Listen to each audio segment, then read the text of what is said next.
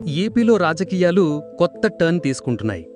ఎన్నికలు జరిగిన ఏడాది కాలానికే కూటమి, వైసీపీ నేతలు మిషన్ 2029 ప్రారంభించారు. ఇప్పటి నుంచే వ్యూహాలు అమలు చేస్తున్నారు. 2024 ఎన్నికల సమయంలో సక్సెస్ అయిన ఫార్ములానే ఇప్పుడు జగన్ పైన కొనసాగిస్తున్నారు. రాజకీయంగా ఉక్కిరిబిక్కిరి చేసే ప్రయత్నాలు సాగుతున్నాయి. జగన్ కౌంటర్ స్కెచ్ అమలు చేస్తున్నారు. కూటమిని ప్రజల్లోనే ఫిక్స్ చేసేందుకు సిద్ధమయ్యారు. ఈ సమయంలోనే సీఎం చంద్రబాబు, పవన్ మాజీ సీఎం జగన్ పైన పంతం పట్టారు.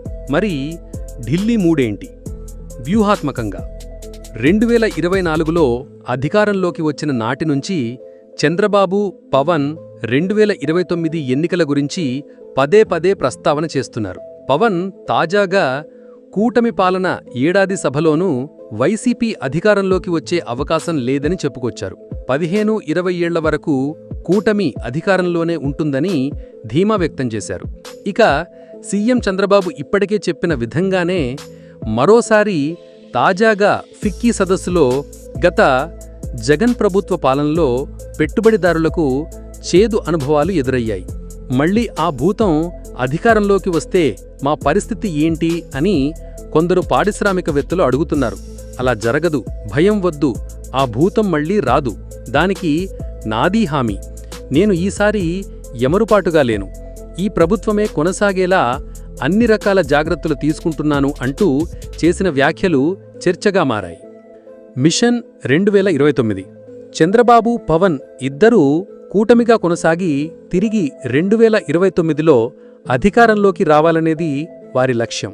అయితే జగన్ మాత్రం ఏడాది కాలంలోనే కూటమి పాలనపైన ప్రజల్లో తీవ్ర వ్యతిరేకత వచ్చిందని చెబుతున్నారు.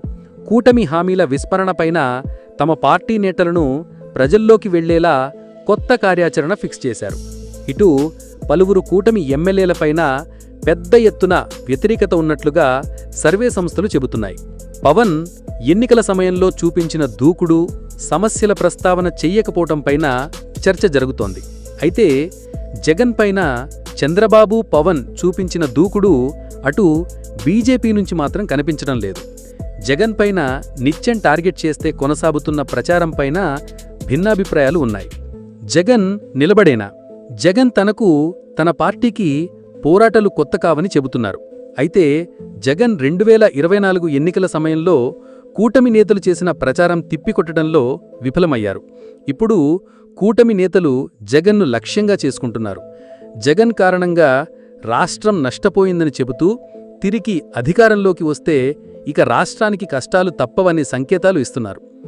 ఈ తరహా చర్చపైన జగన్ నామమాత్రంగానే స్పందించారు.